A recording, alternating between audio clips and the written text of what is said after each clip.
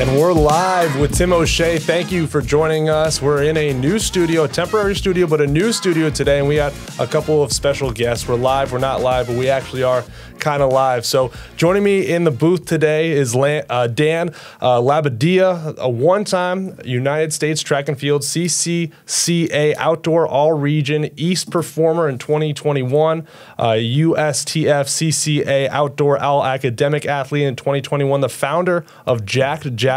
They got over 25,000 followers on Instagram, 1.5 thousand subscribers on YouTube, a strength and javelin coach joining us today. And to the left of him is Jordan Davis, one of the best javelin throwers in the country right now, a 2022 D2 national champion in javelin, a two-time All-American, and he just threw the NCAA record for javelin, ranking 4th in the world.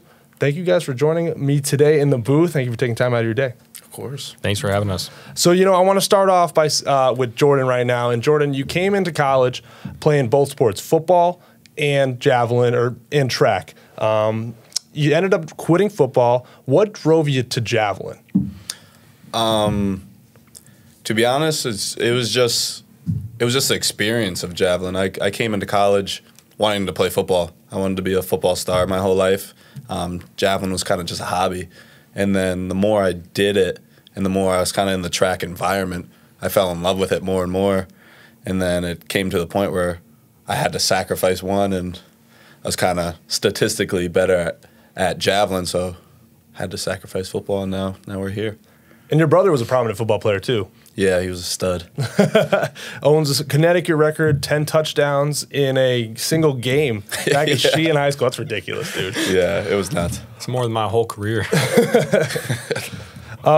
So, you move to track. You're going full-time in track now. And Dan, this is when you start to come into the picture. And you were a successful freshman javelin thrower as well. You ranked academically within the conference, within Division II. When did you guys meet up, and when did this relationship blossom? Yeah, so it's actually a funny story because I was getting ready to compete my junior year. I was coming back from Tommy John surgery, and when our coach told me that Jordan was coming here on a visit, I was actually kind of upset because I was like, damn, I want to be the best on the team, man. And so, because I already knew that he threw 208 as a high school junior, and my PR at the time was 182. So that season ended up getting canceled because of COVID, and then so I missed my second season in a row. So now I was just training my senior year, and I started training with the other freshman, Nevin, who's with us still.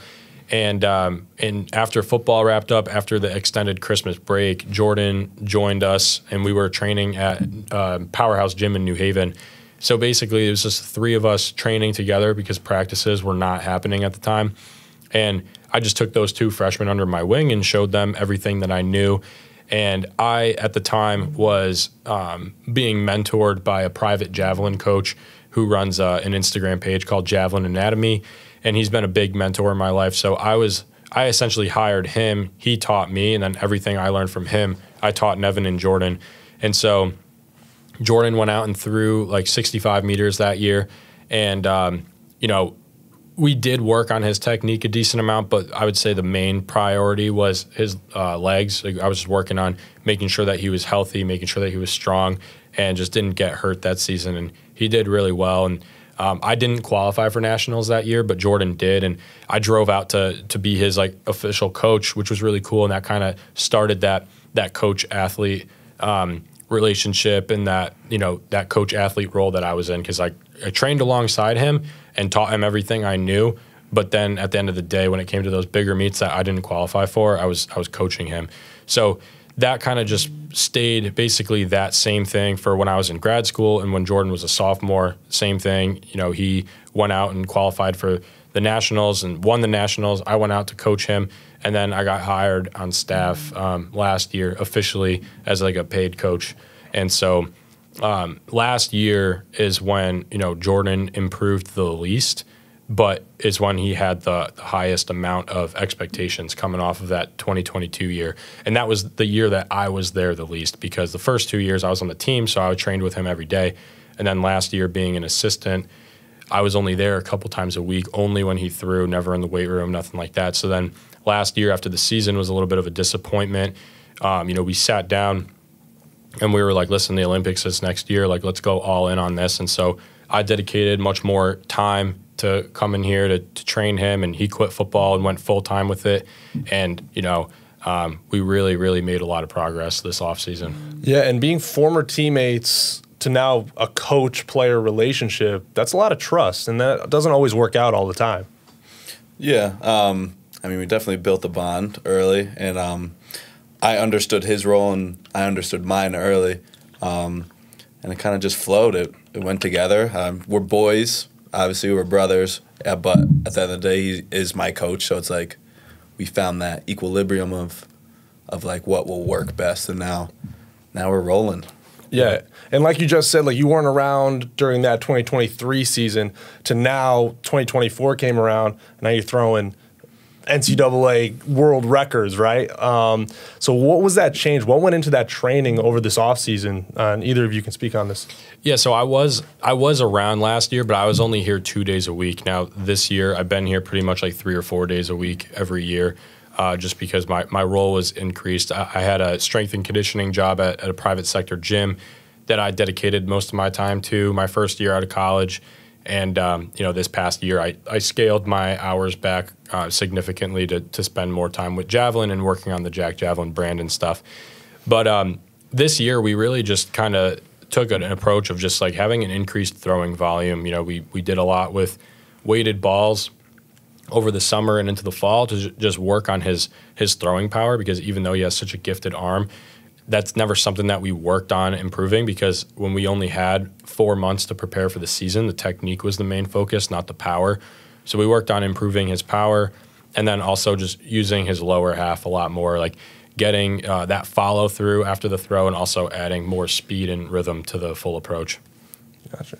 And like right now, what does it take to become a national champion, dude? Like what do you have to go into every workout, every day? What's the mindset of a national champion? Because I know a lot of people are watching this, like they want to know coming from you. Yeah. Since the season last year, like you said, it was a little disappointing.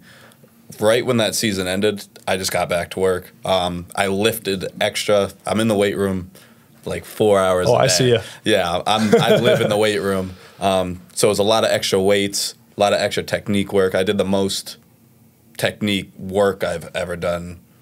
Probably in a month that I did, and compared to the 4 months that I competed. So it was just a lot of extra work, a lot of blood, sweat, and tears, literally, that just lasted from the summer of last year up until now. I just promised myself that I'll never underwork myself, and I'll never let anyone else really outwork me. And I kind of had that mindset since last nationals, losing last year. So ever since then, it's just been a grind, and I fell in love with it. You really get addicted to the grind when you really are passionate about something, and now I'm an addict of it, and it just can't stop. Yeah, and we were talking about it beforehand. There's a stereotype with track athletes that they don't lift. They're not strong, right? And you guys definitely, put a hold on that. So tell me a little bit about that stereotype, and with Javelin too, like you're trying to break it. Yeah, so there's just a lot of, I would say, the throwers in general, like weight throwers, shot putters, discus, are definitely known for what they do in the weight room, but overhead athletes like pitchers, baseball players, and javelin throwers, a lot of people will shy away from things like the bench press in order to preserve shoulder health and stuff like that. And so basically what we started with Javelin was, initially when I had just my coach Dan Lab page, it was just a workout program, and it's just evolved into much more of a brand. And basically I sat Jordan down like a year ago when I had about 5,000 followers, and Javelin wasn't even a thing. And I just said, listen, there's a need out there for Javelin to be mainstream. Like, no one's doing it like we're about to do it. I was basically saying, no one brings as much swag to the sport as Jordan. No coach brings as much swag as I like to think that I bring. I mean, being a young, 25-year-old coach and, being there training with Jordan sometimes and still throwing myself, people like to see that. And, it creates buy-in and just, I think that something that Jordan and I complement each other on a lot is like, Jordan will tell you, like, I was always the super, super serious one, and he was the one that was really talented but didn't take it as seriously. And now we kind of have that blend of, like, I'm able to relax in the sport and not take it as seriously now, but still enjoy it and have fun with it. And Jordan is now taking it more seriously. So, like he was saying, we kind of found that equilibrium where, like, I was so much this way, Jordan was so much this way, and now we're both kind of like in the middle.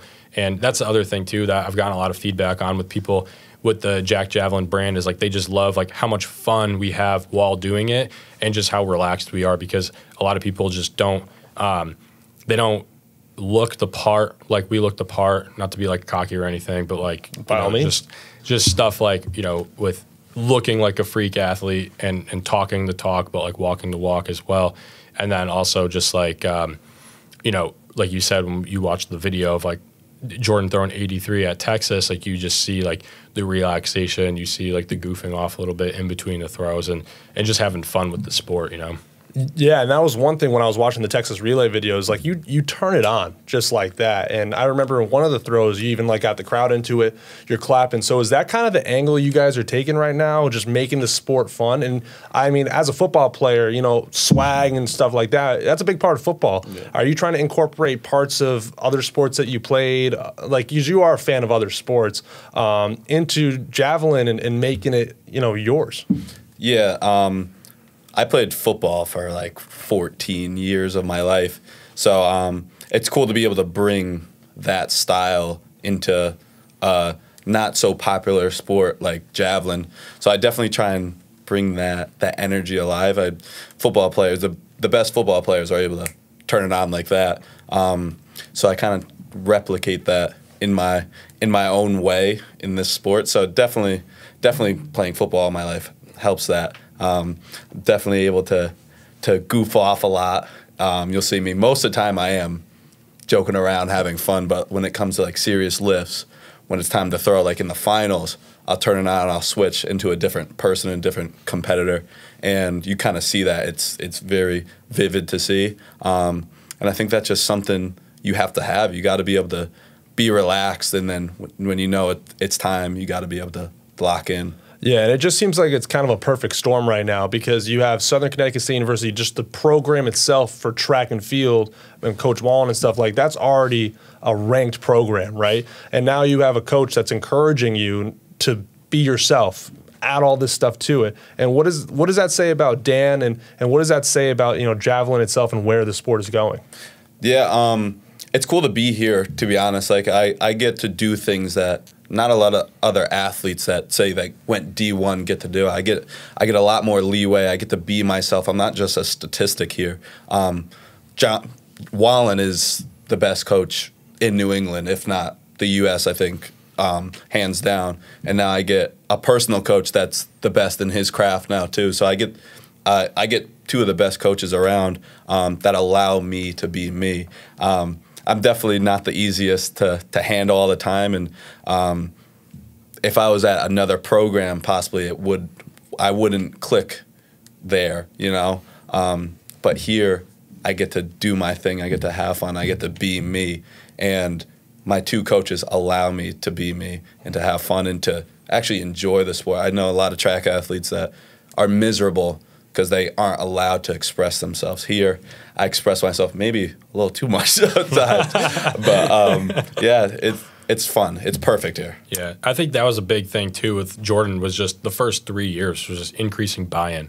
Like he said, he wanted to be a football star, and that was kind of his main focus. And, I couldn't force him to work harder than what he was ready to do if he didn't like the sport. So it was like, we always joke around about how, like, I'll learn a lot of stuff and then I'll dumb it down to try to explain it. And, this is the first year where I've actually, I think, been able to have those nerdy javelin training technique conversations with Jordan, because this year was like his buy-in was way higher. And that just took a couple of years to harness for him, which is fine, because everyone's different. And that was like, on my part, like I didn't want to force that on him very early on to be at my level of understanding and my level of obsession when I knew he wasn't there yet. So the fact that he got there on his own naturally was huge, and you know, we were able to just really take it to the next level this year. Yeah, and I want to touch on something that you said too, because you said, you know, Coach Wallen, one of the best coaches in the country. You got Dan here, who's an up and coming, one of the best javelin coaches in the country.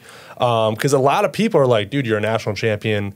Why aren't you somewhere else? Why aren't you at a big D1 program somewhere? So why do you stay at Southern? I think a lot of people want to know that. Yeah, we get the question a lot. Why D2? 5 times a day. Yeah. The cool thing about track is it's statistical. It's numbers. You can't argue with numbers. Doesn't matter if I'm D3, D2, D1. My numbers are my numbers, and where I'm going to get the most results doesn't matter where I'm at.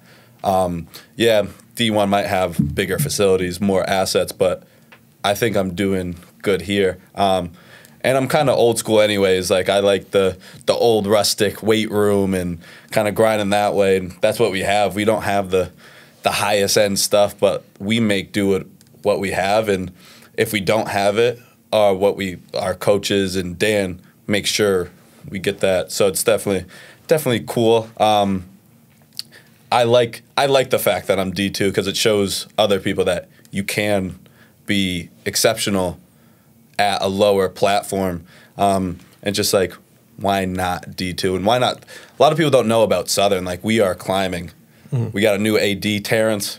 We have this new environment now, new word of mouth of Southern, and it just keeps building. And I think it's a great place, and we could compete with D1. People don't realize we beat D1 schools. Like, what was it, 2 years ago? We won our New England meet, where it's all divisions. That's where we do compete with those big schools, and I think it's fun. We're the underdog. We're always looked at the underdog, and we're just I'd rather be the wolf climbing the mountain than the wolf already on top that not as hungry, you know?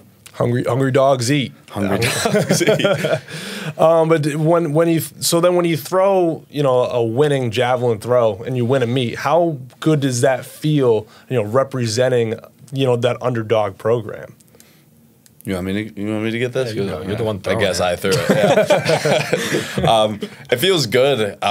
Going in, a lot of people will see that logo and see the school and be like, huh, Southern, and just look past it. So being able to represent the school is huge. I mean, that's what you really do it for. I mean, a lot of it is like, we're looking at it as just like solo and me, but at the end of the day, I'm representing a school, I'm representing a team and a family.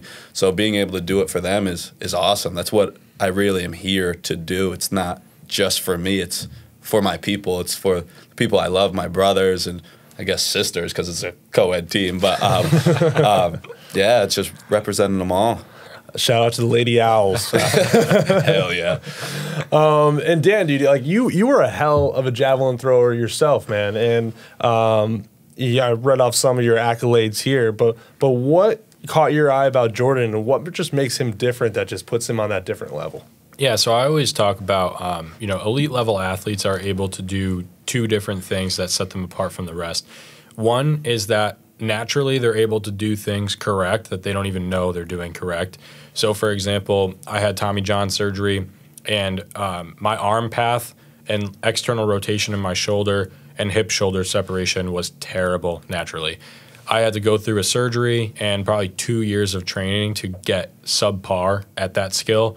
And Jordan walked in his freshman year and just hit the perfect like hip-shoulder separation with his arm completely all the way back, straight external rotation, and still able to bench over 330 pounds. So the fact that this kid was able to like still be strong, but then have that whippy throwing arm and external rotation in his shoulder, and the ability to just like turn his hips forward, keep his arm back, and throw it was like that. That's all he did, and he threw 65 meters. So his my bad. You're good.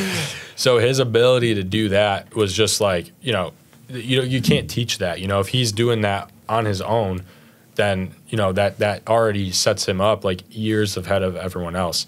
And then the second thing is just your ability to learn.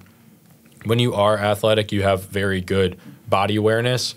And so for Jordan, like something that I teach him will take him a month to get it. And then something I teach someone else, it might take them a year or 2 years to master that skill. So that's why, like with Jordan, his first 3 years he played football, and he was still able to go from 63 to 74 in those first 3 years.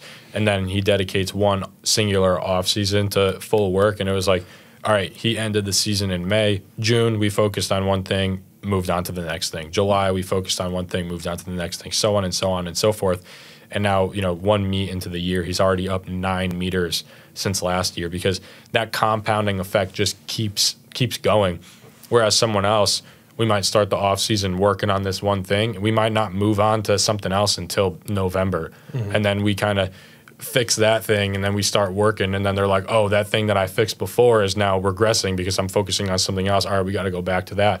Where Jordan, it's like, you get it, you practice it, next month you move on, and it's usually never a problem ever again, at this point at least. Yeah, and I've noticed there's a new trend kind of, even in professional athletics. I don't know if you watched the Netflix show Quarterbacks with Patrick Mahomes and all those guys. Yeah. I don't know if you noticed, but like a lot of those quarterbacks are working on rotation. It's not about strength anymore, and you're strong. Both of you guys are strong, but it's a lot more rotation, plyometrics and stuff. How much of that is important and incorporated into the training, especially with throwing? When, you know, all Tommy John and all that is a huge issue, how much does plyometrics and rotation come into play? Yeah, so, you know, we practice a lot of, like, med balls. Like, we practice, like, rotating. Actually, I just posted it the other day, like a video of Jordan. Like, we're doing a rotational med ball scoop toss where basically you're at your back hip, you rotate forward, and you stop it, and then you bring it back this way, and you stop it, and then on the third time, or the second time going forward, you'll bring it forward and throw it. So you're working on accelerating, decelerating, accelerating, decelerating, accelerating as fast as you can, and then throwing. And that's all that rotational aspect. So we do that a lot. And then we do a lot of like overcoming isometrics, which basically are, you know, you're just putting as much force into something as you possibly can, and it's an immovable object. So what you're doing is essentially just like recruiting as much energy as possible, but you're not really eliciting like any muscle fiber breakdown to get sore. So it's a great opportunity to do that type of stuff, like max effort strength in season without damaging the muscle tissue. So basically what you're doing there is you're just working on your body's ability to create and absorb force.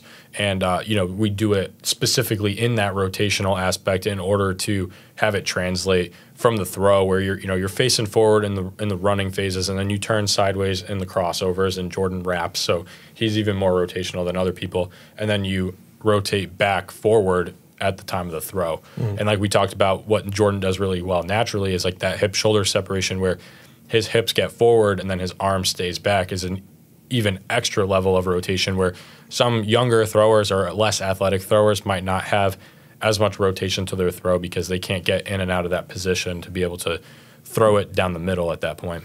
Gotcha. And last year, your best throw was 74 meters, and then in 2021 you were throwing 64 meters. Last year you improved to 74 meters. This year you're throwing almost 84 meters. I mean, you threw 83 at the Texas Relays. What have you been doing to improve on every single year? And I know either of you can talk on this, but from your perspective, what have you improved on, and what have you been teaching them to get those numbers? That's hard because kind of everything. Yeah. We still got strong. I came in decently strong, upper body. I got into the car accident in high school, lost a lot of lower body strength. So we rebuilt that my whole freshman year. That was just like the main focus. And then each year just got more technical, and sacrificing football this whole year has just been all technical, all strength. I was able to put it all together at once, not just really, this year I'm going to work on getting my legs strong. This year I'm going to work on my arm path or whatever. It was kind of putting it all together and being able to hyper-focus all those at once and build on all those. This summer I trained a lot with my brother at Triton Athletics. And we did a lot of Olympic lifting. So that was one of my things that I worked on this year, is just being really explosive. And at the same time, still doing all the technique work, getting smoother in my approach and my throws. And we just combine those. And so far, I guess it's going pretty well. Yeah. Do you think, based on your training, and this is your perspective, we don't have to put science behind it or anything, but do you think that lifting hang cleans, power cleans, moving the weight, explosive lifts is more beneficial than just doing squats, bench? Does it depend on the sport, and you've played both, so from your perspective, what do you think? I think you have to have those explosive movements. I think if you're just doing like a slow squat or just a slow bench, you're losing out on those fast twitch muscle fibers, and you're kind of screwing yourself over. You got to have those cleans, snatches, all those explosive movements, because at the end of the day, sports are explosive. When you just try and get big and strong, a lot of times there's, like in football, it's easy. There's weight room guys, and then they go out in the field and somehow get murdered. When you're explosive and you bring that onto your sport, that's when you're the true athlete. So you do need, I think it's a necessity I'd rather focus on those explosive lifts than those slow compound lifts. Yeah. From my perspective as a coach too, like typically what we'll do is we'll start with like the squat, bench, deadlift, because those slower movements is what during the eccentric portion of those lifts, when you're lowering the weight down, is where you're tearing all the muscle fibers down. So that helps you get big and strong. And then as you get closer to the season, you'll kind of start weaning off of those a little bit and focus more on the faster movements like the hip snatch and the hang clean and stuff like that. So earlier in the off season, you're working on gaining strength and gaining muscle mass. And then the closer you get to the season, you'll start kind of just maintaining that muscle mass that you built early on, and then focusing more on speed and power as the season gets closer. And that kind of goes to say too, with like someone who's in high school or a freshman or sophomore in college that's younger, they want to gain muscle mass, and then once you gain that muscle mass, it's easier to keep. So spending more time doing like those traditional lifts like bench, squat, deadlift might benefit you when you're younger. And then once you get older and more advanced, you don't need to do as much of the slow lifting to keep building. You're not going to keep building muscle like year after year after year. I mean, you could, but like the idea is you get to a point when you're 22, 23 that you have the muscle mass, and then you kind of just do a level to maintain, because once you fill out and you're at your peak, like you don't need to always keep hammering those slow lifts to keep adding muscle mass. You want to maintain what you got and be able to work more on the explosive power and just overall more of that skill in the sport. And then, mobility, of course, is huge as well, to stay injury-free as you get older and bigger and stronger and more powerful.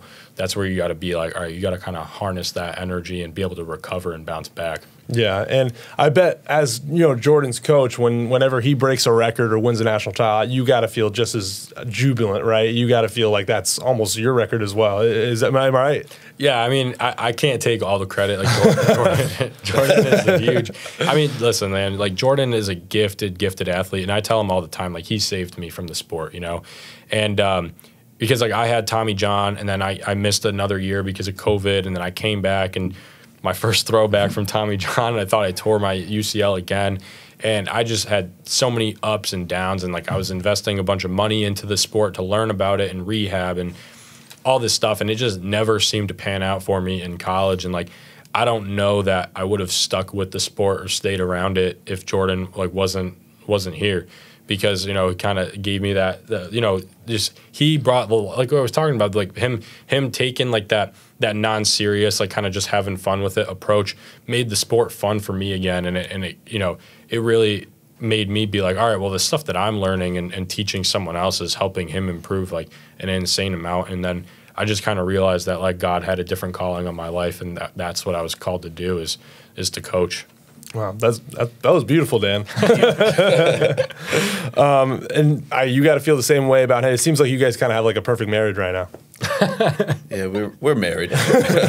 Yeah. Don't tell Anna. Oh God.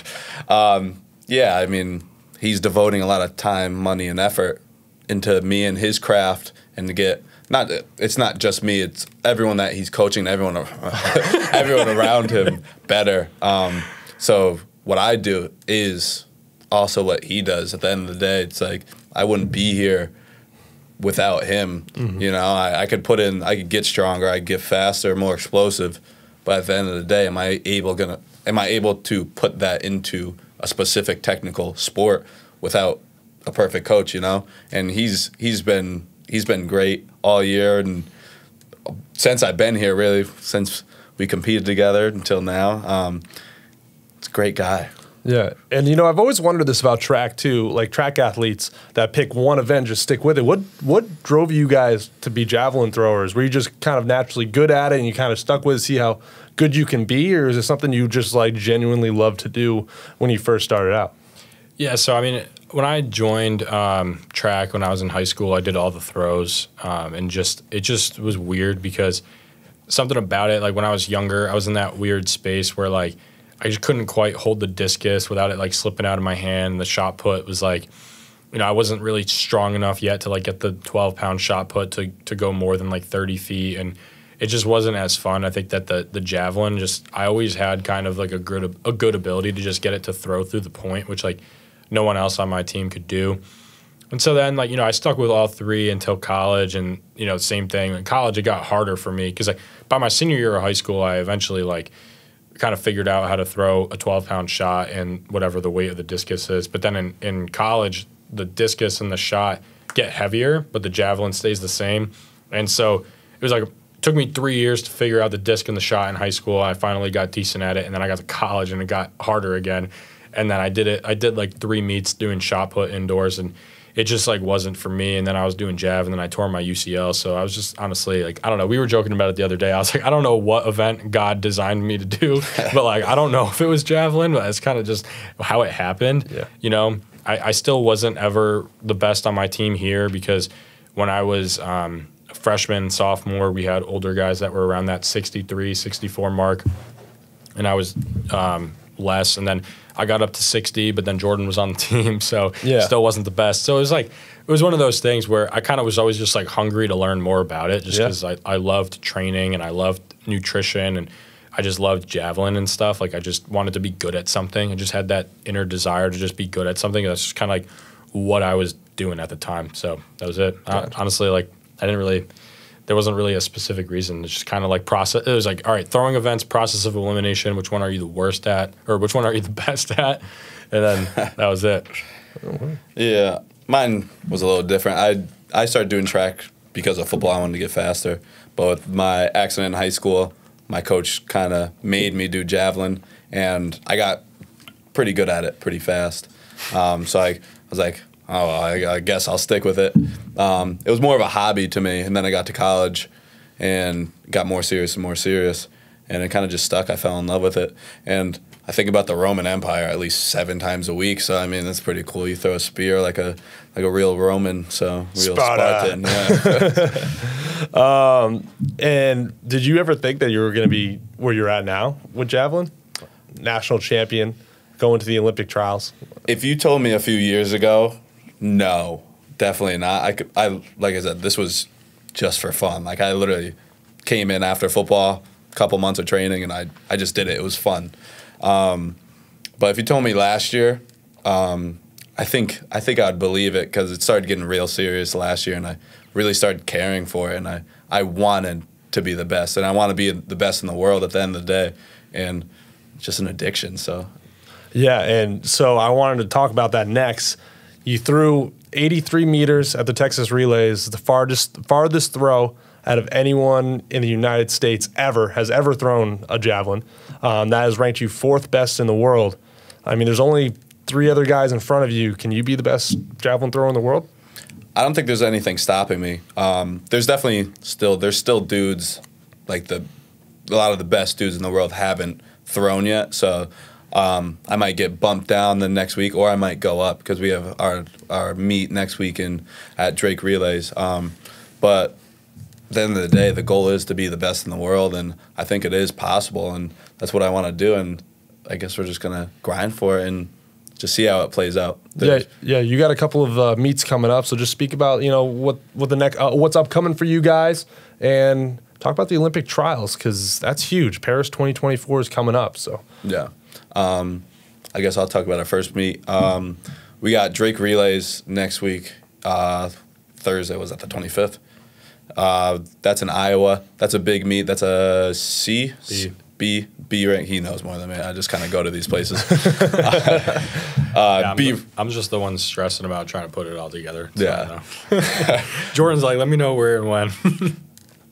Pretty much. But it's a B rank meet. Like I said, Iowa. There's a decent amount of dudes going. We got Curtis Thompson going. He's former Olympian. Mike Stein also climbing up there. I'm not sure he could probably name them all, but I could probably name those two. So that's a serious meet. After that, kind of brings back down. It goes into our conference meet, and then New England's, and then after that is D2 nationals. Then it's in between Let me get it. In between the nationals and Olympic trials is our Grand Prix in New York. So that is another B-ranked meet, which is, God damn it. So A-ranked meet, and then it's Olympic trials, which is B, which is weird to me. Yeah, it is weird, but I think that holds more weight in the eyes of the USATF. Yeah. And I think they, even though it's B ranked, they give like weird amount of more extra points or something for the winner. And then Jav Fest, which is I forgot about that one. That's in July. I don't know if that's before or after the Olympic cutoff though or not, so I'm not sure if it'll help or matter. Hopefully it will. Yeah. But yeah. Jordan Davis, Olympian. How does that sound to you? Sounds pretty good. Sounds like a lot of work, but we got it. You're getting a free trip to Paris. I know the lady will love that. If it was, I don't know. We'll find out because there's like some politics and stuff where they kind of like they assign like a USATF like throws coach and whatnot. So we'll see if I get chosen to be. I mean, I could always be a personal coach, but there's not always the guaranteed Team USA coach title that guarantees you like travel and stuff like that. So we'll see. But if Jordan goes enough times in his career and he sticks with me as his coach, then hopefully by a couple more years they'll choose me, I guess, eventually. Gotcha. Do any of those guys, those big time guys that you just named, do they ever reach out to you, DM you like, hey, keep doing what you're doing? Or is it more like hostile? Is it like kind of like a competitive environment? Like, no, the Jav world, it's small. Yeah. And like when you start getting higher, it's even smaller. So I feel like the real dudes, we're all pretty cool. Like I've talked to them all. I've talked to Curtis Thompson, Michael Shuey. I've talked to Mark Minicello before, Mike Stein, all of them. It's all positive. It's all positive stuff. I'm obviously young and new to the sport, so there's a lot of encouragement. There's obviously it's a sport, so there's obviously when it gets close to the meet, it might be a little different. And like at the meet, it's kind of like we're not boys right now. I'm trying to beat you, But yeah, it's a pretty positive world. We have we kind of mesh with another group not so greatly.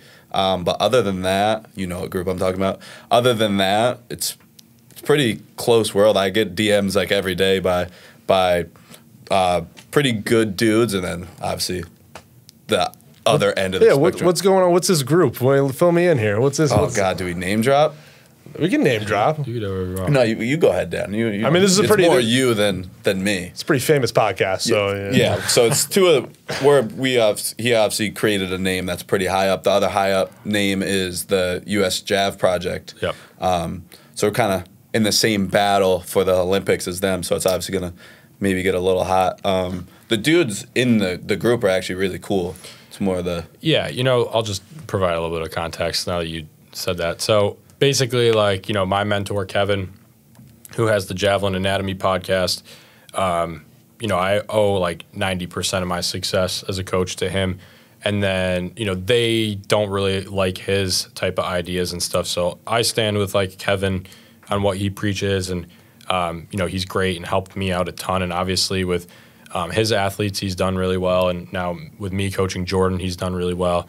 But I always love to learn, and I always try to humble myself in terms of people that are better than me, have thrown way further than me and have coached at a higher level than me. So this past off season, I flew out and actually trained with them for about a week and learned under their coach and some of the other coaches that have come from their development system and mingled with their athletes and stuff like that. So it's I think a friendly competition and stuff. We definitely have different viewpoints on things, but at the end of the day, it's always been good for me to learn both sides of Kevin's perspective and then also the USA Javelin Project's perspective on things, just because what I say to Jordan might not make sense to him. So by me learning and knowing different ways of articulating certain concepts, it helps me be able to explain some stuff. And, we did have some pretty big breakthroughs with Jordan's block and his penultimate after I went and trained with them. I think the faster right to left and the linear block kind of like helped Jordan make a lot of that progress that we've made. So, I like to be a student of the game and give respect to like people that are better than me. But at the end of the day, we got our own brand, and me and Jordan are a duo that, we'll be here for a while. Yeah, mic drop. There we go. I like that. But you talk about your own brand, and you talk about being a student of the game, but actually you're kind of becoming a teacher of the game. And you've been a teacher to Jordan, but now you're a teacher to almost 30,000 people who follow you on YouTube and Instagram and listen to your podcast. So you started Jack Javelin, and it's pretty much taken off. So what was your goal behind starting Jack Javelin and that brand? And what can you say about the progress you've seen so far and where it's going to go and how it's going to grow? Yeah, so, when I had my Coach Dan Lab account last year, I didn't really have a niche or a direction of where I was going. And some of the videos I was posting of Jordan last year started to pick up some traction, and I posted some arm care, and that stuff started picking up some traction and stuff. So a lot of throwers and baseball players and people that had Tommy John kind of started reaching out and asking for advice on that type of stuff. So my goal was basically to make Javelin more mainstream, like I kind of talked about a little earlier. But in order to do that, it was like, represent Javelin in a way of being fit, being in shape, being a freak athlete. And it's something that, me and Jordan both try to embody, like being big and muscular, but being lean, where like we should be able to throw Javelin, but then also be super mobile, almost like a gymnast or something. And then like also be able to compete in a bodybuilding show, but then also be able to compete in powerlifting or Olympic weightlifting. And so just being like this overall well-rounded like freak athlete. And then also, bringing that aesthetic and high quality content to Javelin too, because, no one out there, mics themselves up during practice or during a meet and has a high quality like HD camera and has the best thrower in the nation and has like, a podcast about Javelin, like, that's not out there. And so like a year ago when I set out to start that workout program, it just quickly evolved and it just became a huge passion of mine where like, yeah, it started off as a workout program, then I changed my whole brand to it, and now I'm launching my nutrition program next week, and the workout program itself has done really well. And obviously my Javelin coaching with Jordan has been going very well. And so, that's been the whole heartbeat behind it is like show people that Javelin throwers are freak athletes and show people that, Javelin throwers are it's a really cool training style, a really cool sport. And just, like I said, just kind of bring that new swag to coaching of like being like a new age coach and using podcasting and the YouTube channel and being mic'd up during practice and meets and like putting high quality content out there and not, like I take a lot of pride in the aesthetic of things, but also the quality, right? Because it's like if my stuff looks really good, it's like got good audio, good camera visual, good clean format, but then I don't get good results with my athletes or I'm out of shape and I'm not walking the walk or like, think about it though. If I was a fat slob, like Jack Javelin wouldn't, so it keeps me in check. I got to stay in shape. I got to keep throwing so it's like, the main result is number one, like get good results with Jordan. And then for me, stay jacked as a coach and continue to produce really good results with me and Jordan, but then also produce really high quality content that other coaches aren't putting out there. And that's been a big part of being a student of the game, right? It's like I put some stuff out there like early in my coaching career. I mean, I'm still early. I'm like 2 years in technically, but like, last year I would put some stuff out and then people would hate on it. And I always looked at that as like an opportunity to learn. And that's what led to that trip out to Louisiana where I learned from the U.S. Javelin Project and stuff. Like, I'm not afraid to admit that I don't have all the answers and stuff, but like, it's important for you to put stuff out there and let it be open for criticism. Like that's fine because at the end of the day, like what I teach is, what I've gotten a good result from it. So, basically that's been the whole heartbeat behind it. Provide sick results, show people that Javelin throwers are freak athletes and put out the highest quality content that, any other javelin coach is putting out. That's great, man. That's fantastic. And you can see that it's starting to grow with the sport as well. It's kind of going parallel to it. And you guys are really changing the game. What are some things that you guys would tell up and coming, whether it's a high school javelin thrower, maybe a collegiate javelin thrower, maybe some kids? Like, what would you tell them right now what to work on and what to do to be, get put in your spots, a national champion and a great coach who has an up and coming brand? I would just say be mobile, be strong, and have fun with it. At the end of the day, it's a sport. You gotta have fun, and by having fun, you're gonna like it more and get more addicted. So just have fun, have your own style, and just do your thing. Yeah, I would say too to just looking at the lens of young coaches out there, because I know that you talked about my accolades and my success here, and I did decent. I got all New England. I came in second in the conference, but when you're looking at nationwide or worldwide, my 60-meter PR at this time isn't anything great. It's not, obviously it's 23 meters less than Jordan, so it's not great. But I would say if there's a young coach out there who you went through those injuries, you went through that struggle, but you were super passionate about it, and you went and learned, and you put your money where your mouth is, and you paid for mentorship, you paid to be in those rooms with higher level coaches, and got the inside scoop and learned from them and studied the sport. It's you can still be a good coach even if you don't have a 70-meter PR or higher, because I think that's a stigma with track is it's great that Division 1, 2, and 3 you get to see where people rank depending on what number they were, but a lot of people will use, what was your PR when you were competing, and they kind of might credit you or discredit you based on what your PR was, but it's not always as black and white as the number seems. There's a lot of variables that went into my career that kind of led me down the path that I was. And being realistic, I was 21 when I started training Jordan. I was probably 22 when I shifted my focus of realizing damn, he's a lot better than me. And maybe I should kind of focus on this kid more than myself. And 22 is young to be able to do that, Yeah.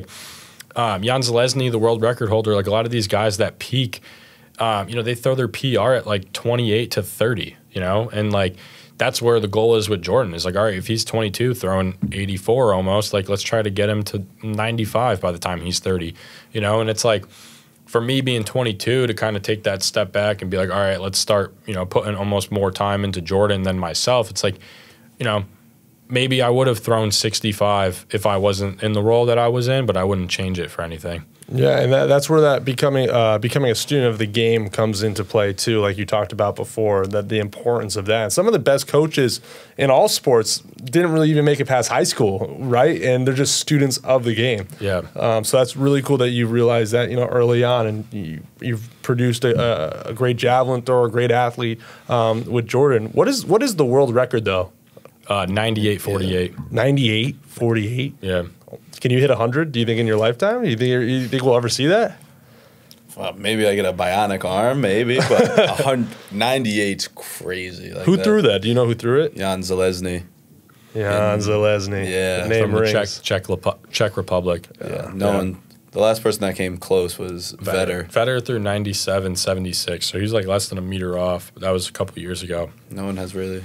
Yeah, it's hard, man. It's it's one of those things. Once you start getting to that 85 meter mark, it's it's tough to keep going up. Even I actually watched the interview last night where Vetter's PR was 94 going into the last Olympics, and they were no, it was 2 world championships ago. His PR was 94 going in there, and they're do you think you're gonna get the world record? And he's I already PR'd by 5 meters this year. He's to jump up another 5 meters. He's you people that don't throw javelin don't realize how hard it is to do that once you're already throwing 94 meters. Yeah. So that's a just to touch upon that too. Just our perspective of Jordan is it's awesome that we've jumped up 9 meters at this point, but it's now it's all right, we're gonna mostly try to stay consistent between 82 and 86. It would be dumb for us to be we're going to try to hit 95 this year. It's if that happens, it's awesome. But, realistically, our goal is to like hit the standard and stay between like where we're at and the standard, which is like 85-50 would be like the automatic qualifier for the Olympics. So, you know, you got to be realistic with yourself, but you also need to, you know, you want to have those goals to put yourself in contention, you know? Yeah. So what do you need to get into the? So you got to go through the trials. Can you just take me through the trials quickly and just kind of like the breakdown of that? I know there's a qualifier to get there and then all that stuff. So there's an automatic qualifier for both Olympic and Olympic trials. Olympic trials is, I think, 78. I'm not sure if it's 78 or 78.5. It's something like that. So right now for the trials, there's 5 people in the U.S. that have that automatic qualifier. But if only those 5 people throw that mark, they're going to take the next. I'm not sure how many they take. Is it 20? 24, I think, total. Yeah, so they'll take the next 19 best after that, and they'll be in the trial. So you could be in the trials maybe with 74, you know? And then it's kind of like the Olympics is different. There's the automatic, but if 5 people throw that automatic, they're gonna go off points in the Olympic trials and how you do there. Like 5 people from like the same country, basically. Yeah.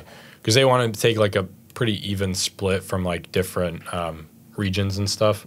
So it's like if 10 people from United States through the automatic qualifier, they're not going to have a third of the people that go to the Olympics from the same country, you know? Yeah. Yeah. Like Germany. To my understanding. I don't know. I'm learning something new about it literally every day. So Germany had like 20 people. yeah, well that's the thing too, is like the last Olympics, I think they had 4. You know, the automatic qualifier was like 83 and like 4 people from Germany through it. So I think they changed some of the rules like after that. But Where is the trials? Eugene, Oregon. Oh, so is that the Nike complex? Yeah. Or is it like something? It's like that track stadium. Gotcha. That's got to be cool, man. Yeah. That's got to be cool. Are you excited for it? Yeah, it'll be sweet. Cool experience. I mean, you don't get to travel that much all the time, and being able to travel and do your sport is a cool experience. What's your brother thinking? Because he was probably on his high horse. He's Connecticut State football records, played at Fordham, and he was probably I'm the best athlete in the family. Yeah. And now the potential Olympian comes in. What are you telling him? If you talk to him, he is the most supportive brother you could ask. All my brothers are. He's not selfish about it. He's been telling me since high school. He's like, you're a better athlete than me. So it's like, it's not a shock to him, I guess. But he's super supportive. But now I get to. My oldest brother played D1 baseball at URI. I mess with him sometimes because he used to say he had the best arm in the family. I was like, no, I do, and we'd get into it. But now he's finally like, you have the best arm. Fair enough. Fair enough. Yeah. So yeah, that's cool. And so you went to Sheehan High School. You went to Berlin. I was at Southington. So we're all in the same area. Yeah. Now I don't know if you know this about me, but I actually threw a little javelin myself back in my heyday. Oh yeah, it's still a little sore. So I actually found a video of myself throwing. So I was wondering if you guys, I was gonna play it for you, and then I just want to see what you guys got to think. Maybe my technique could help me out a little bit. This was 2018 junior varsity javelin at Farmington High School. You can play that. that'll be a fault. Okay. The caption is "That'll be a fault." The run up. Oh my god. Oh my god. Oh yeah, pretty good, huh? Oh my god, I just threw up. What year was this? Were you 2018. I was a senior. I was going to college in about a month and a half. That's nuts. You know how far that went? Like I said, fault. Yeah, your carry position is crazy low. So you're like, look how low he's holding. Yeah, there's a. And then like basically you should have just thrown from a stand throw because you stopped, and then your back foot's coming off the ground before you're releasing it. Look at the crossovers. Yeah, let's see this. 2 shuffle steps. Yeah, the crossovers, the right leg's not coming over the top, so like you're basically Shuffle. he's shuffling, so your right knee's not crossing over. So pretty much what he's saying is I'm unathletic. No, it's perfect. Perfect. You have it. What was your main event? Was this like High jump? Okay, Thank God. So what was were you just like throwing jabs just for fun? I think I picked up the stick, and I was with my friends, and they were like, "I bet you can't throw farther than me." I said, "All right, watch this," and we produced this beautiful. Did you throw farther than him though? Nah, I don't think so. Oh, My buddy actually threw javelin at Stonehill. Oh, wow. So, yeah, no, did not beat him. Your dignity was gone. It was gone. Their big hill, but I was a slow walk up that big hill. Slow walk of shame up that big hill. But listen, man, I thank you guys for coming on the podcast. This was a lot of fun. We got to do this again. We got to get an update when you guys go out to Oregon and come back. We'll do another show and we'll talk about it a little bit, man. But I appreciate you guys coming on. This was awesome. Dan and Jordan, thank you guys, and thank you everyone for tuning in to episode 6 of Live with Tim O'Shea. This has been a fun interview, so appreciate you guys. Thank you. Thanks for having us on. It was a blast.